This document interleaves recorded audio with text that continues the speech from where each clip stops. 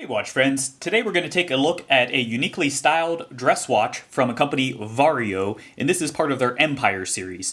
So as you might be able to tell right off the bat from looking at this one, this of course has very unique design elements. Specifically, this is trying to harken back to the Art Deco period, and as you might deduce from the name Empire, this is themed after the Empire State Building. So this, as we'll see throughout the video, is somewhat of a mashup between a retro styling but with modern touches.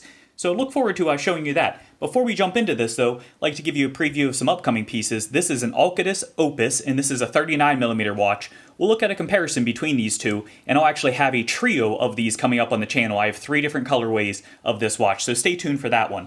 So before we get into the Vario, let's go ahead and first take a look at the packaging. So this comes in a nice hard case, of course with the Vario branding on the front. You open it up inside and you have a nice plastic warranty card. This one of course is not filled out. This is a model that was sent in as a review sample here. So if you see any marks throughout, that is because this one's been passed around.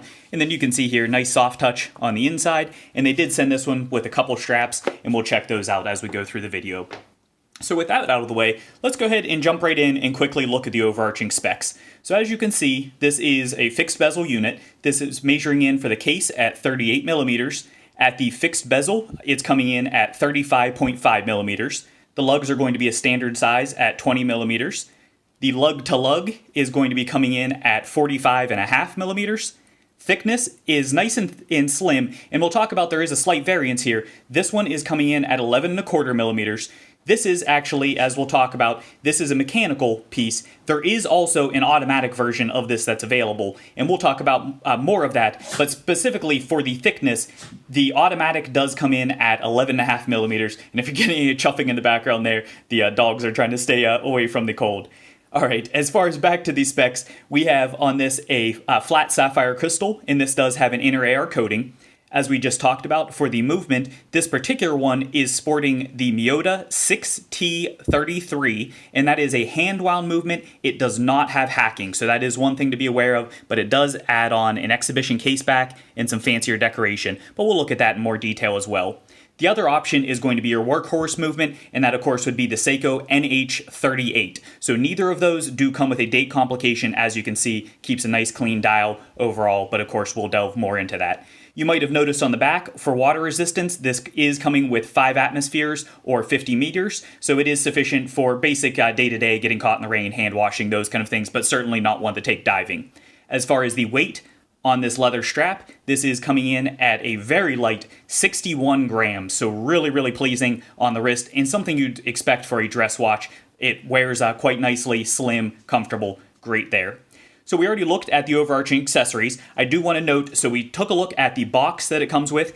It does have the option of getting a pod style case. If you've seen those nice zippered cases, I recently featured it on the Zelos Sky Raiders. That is an available option for that as well. So they give you a choice there. And then one of the other things that's cool is they give you a choice of straps. So here are just 2 examples. So unfortunately, they do use leather, I will say, and we'll talk about this more. They are very high quality, but if you know my channel, you know I don't personally use leather, but great to have options there for those. And they do have a wide range of straps available on their site. Encourage you to check those out.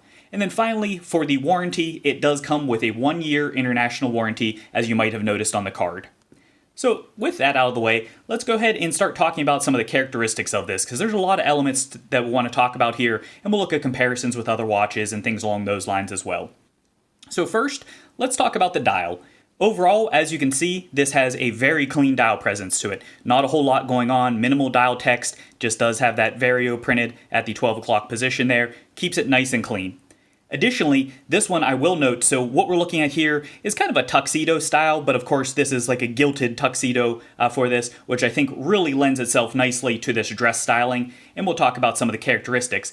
But additionally, they do have a number of other variants available, including a recent Seasons series, which is personally some of my favorites. They changed some things up on that, and you'll see different aspects, particularly around the perimeter here, where it has kind of a railroad track that goes around, and I'll pop up a couple pictures of those on the screen while we go through this.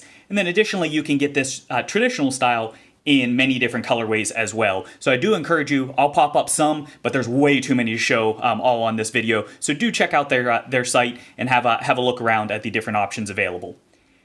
With those, one thing that's nice is in addition to the colorways, they actually customize everything. So you get different markers, you get different handset, different perimeter ring here. So they're really, despite being the same series, it's not just variations on the color. There are other subtleties that make up the full overall feel and theme for that. In terms of the application, as you can see here throughout, everything is very nicely applied. These are kind of a thin, I would say that these are applied. They're definitely not flat like a printed would be for that, but they are relatively subtle, so you're not your full, higher steel with loom filled in type applied indices. But this for this, as you might have picked up on, does not have loom anywhere on the dial, which I think is fitting for the overall dress styling for that. But great job overall. In terms of legibility on the dial, you can see nice clear indicators around that very subtle track with the dots there, so I think they kept that nice and clean. And then of course the numerals make for a great at-a-glance visibility as well. One of the showcasing pieces here is look at that center. That guilloche is absolutely gorgeous. I love that pattern, and I believe that is a characteristic on all of the Empire series, at least all the ones that I can recall off of the top of my head for that. But really, really beautiful touch, and can't spend enough time looking at that and watching that color shift and everything going on there. Great application for that, and I especially like it with the railroad track on the Seasons variant of these that we just looked at a moment ago. So overall, I think they did an exceptional job with this dial layout and the aesthetic. So while we're looking at the dial, let's go ahead and next focus on some of the hardware. So we already talked about the overall markers on that, and that is, I believe, a theme throughout where they keep the numerals on each of those, though it is laid out a little bit differently on some, particularly the Seasons with those railroad tracks. But specifically, let's look at this handset. So one thing that's cool about this handset is they did go with a custom set for each of these variants. And I would call these, so the second hand, or the minute hand rather, you can see is kind of like a skeleton, or a keyhole skeleton, I should say, for that. And it's basically just a straight, I don't know, sword, I guess, style for that. Then you switch over to the hour hand, and you can see that's kind of a skeletonized syringe, I would call it. And then the second hand, of course, just a nice clean lollipop style. So they really mix things up, but I think it is cohesive, and I think it really adds great legibility for this, not only the different lengths, but the different styles as well. So I think that was a good option there also. Each of these, as I mentioned, do come with different, so you can get everything from a heat-treated or a heated blued set. You can get, of course, these gilt, you can get silver. There's a wide variety depending on what colorway you go with. All of them, though, I do believe are this high polished as you see here. Switching over to the bezel, we already talked about the fact that this is a fixed bezel on this one. You can see, of course, that this does have a nice step to it as it goes down to the case. Let's look at that from the profile. So I think it really seamlessly adds in, and I think it goes quite well with the Art Deco theme of this piece. And then, of course, as you notice there, this is a high polish on that. So while we're looking at that, let's go ahead and transition over to the side here and look at the case. So you might be able to tell here, this does have vertical brushing as its primary finish. In pictures, I thought this was mostly a mirror polish, and initially that kind of turned me off, but as it turns out, it is actually a nice mix. So it looks like it has more mirror polish than it does because of this step on the side that gives it more presence. But this is on the side. This is a nice vertical brushing throughout there, and same thing as you transition around. I apologize for some of the dirtiness there on the inside lugs, but here it gives you a full look all the way around. So overall, I think that is nicely done. While we're looking at the case, checking out these lugs, this, as you can see, goes back to like a more vintage style. So they refer to these as a horn lugs, or at least a faux horn lugs. And this has that like welded look to that where it looks like it's a separation, but that is, of course, just a one piece. So that's just a visual appeal to go with the overarching theme. Additionally, you might have seen that this does, of course, have sloped down or curved lugs. So it does hug the wrist nicely. And it does have drilled lug holes. So again, one of those modern touches that makes very easy for strap change friendliness, which goes well with those 20mm lugs. The overall presence here, as we've talked about with the specs, this I think wears, especially with those steps, even thinner than it actually presents. So it's relatively thin at 11mm, give or take, but with the step appearance there, I think it actually wears on the wrist a little smaller than the specs themselves might otherwise lead you to believe. The machining, as we'll talk about here, isn't perfect, but I think it's good overall. It's pretty nice and clean in most spaces. You can notice here in between that lugs, let's try to get that to focus. See, there's just a little bit of waviness there where that should otherwise be crisp, and it is on the other side, at least a tighter line throughout that. So, because I initially wasn't sure if that was a design feature or not. So there are little things like that, but as we'll talk about with the price point, I think they did a pretty darn good job for this, but we'll talk about that more as we go on. So looking at the crown, this does come with a 5.9mm onion-shaped crown, as you can see here. That, despite the fact that it's relatively small, I found it to be fairly easy to grip a hold of. This is not aggressive by any means, but it digs onto your hand plenty easily to grab onto that, to spin that around. So nice, easy there. And then this, because it does not have the date window, both of these are just going to be single click, no phantom position for either of the movement options that you get. So it just pops straight out. This is, of course, as you saw there, just a push-pull, which you would expect. And it's just the basic 2 position. So I think it's well executed all the way around. Good choices with the movements. All right, flipping back to the Caseback, we already took a preview of this, and this, of course, again, is the mechanical variant, and I'll pop up on the screen so you can see what it looks like if you go with the automatic and have the solid Caseback. But as you can see, it's very nice for overall styling here. Each of these are going to vary, so this is obviously the exhibition. We popped up on the screen with the solid Caseback, so you can see what those 2 variants look like, and I like the theme of both of them. I think they're both attractive and aesthetically pleasing. Additionally, this is a screw-down Caseback for that, which with this being a dress style watch, I think it didn't necessarily need to have that, but I'm glad that they did go that route. I prefer that as an option, so that is a nice touch there. Additionally, I think these are very cleanly two-toned, so pardon the fingerprints, but you can see it is a nice polish on the outside. This has nice engraving or milling in here in the middle, and then the contrast I really think gives it a very, very clean appearance. I like that quite a bit. And then let's look at that movement. Look at that beating away in there. Looks very attractive, and I like that overall. So I think, despite the fact that this is a small movement that's in here, so accordingly the exhibition back does not have a lot of presence to that, I think it's very cleanly done, and I think looks good overall. So now, looking at the bracelet, or the strap rather, these do, as I mentioned, come standard with leather straps. This is going to be 20mm, and they say it tapers down to 16. On my calipers, I got 15.5, so give or take 20 down to 16. So it is a nice taper, as you would want for a dressier style watch, though I know some might think that's a little bit aggressive of a taper. I think it works well.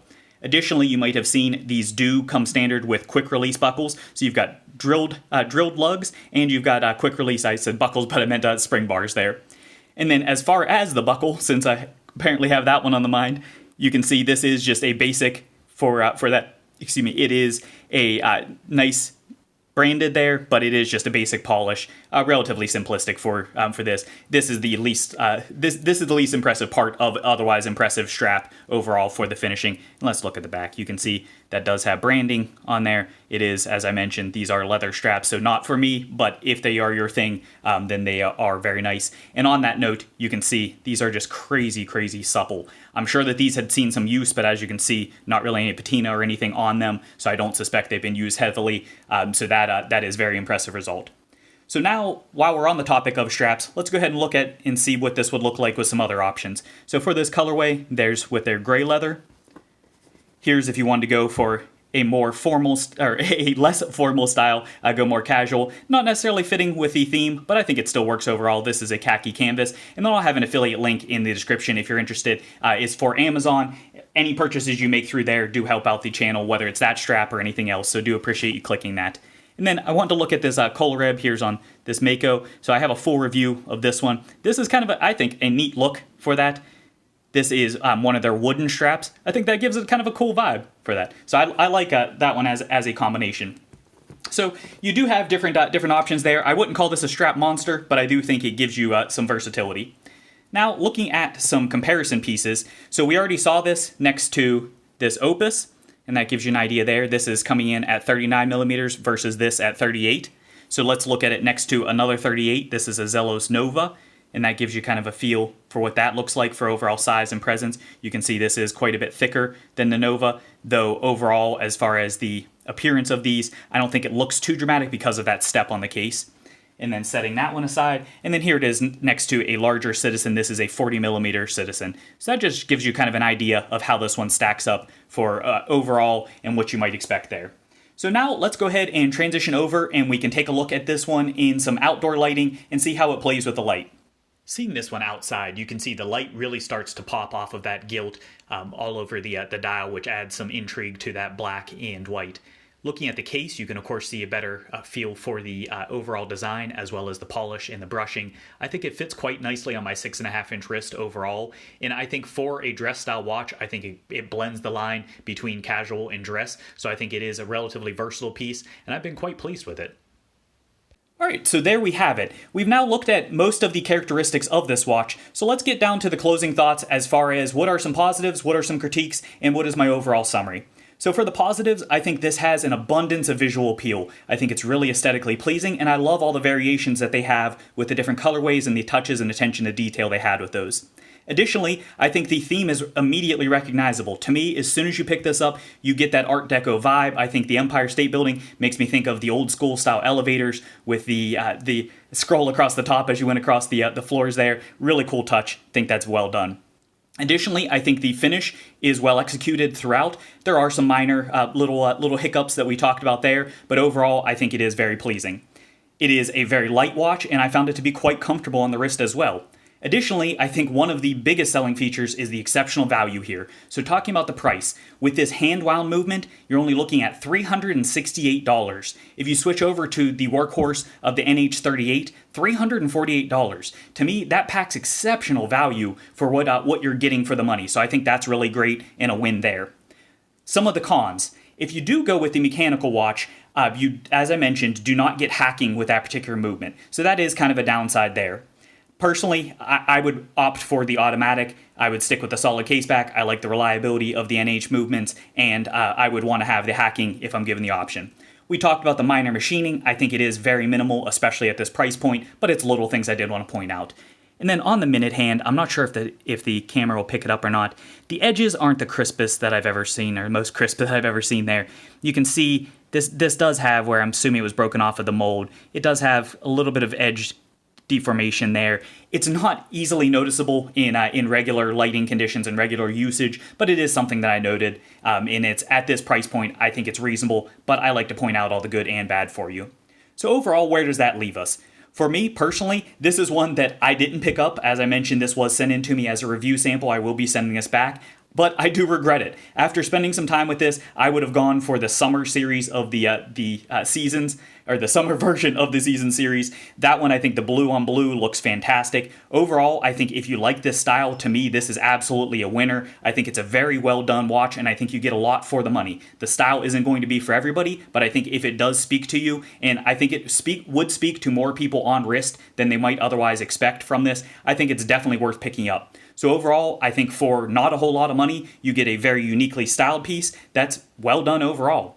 So I hope this video has been helpful for you if you've been in the market or if you were unaware of Vario in this Empire series. If you do enjoy this video, please do consider hitting that like button, and additionally, if you haven't done so already, please do hit that subscribe button. That really helps out the channel. Additionally, as I mentioned, using those affiliate links in the description is greatly appreciated, and if you're looking for me in another medium, you can find me on Instagram. Thanks for watching.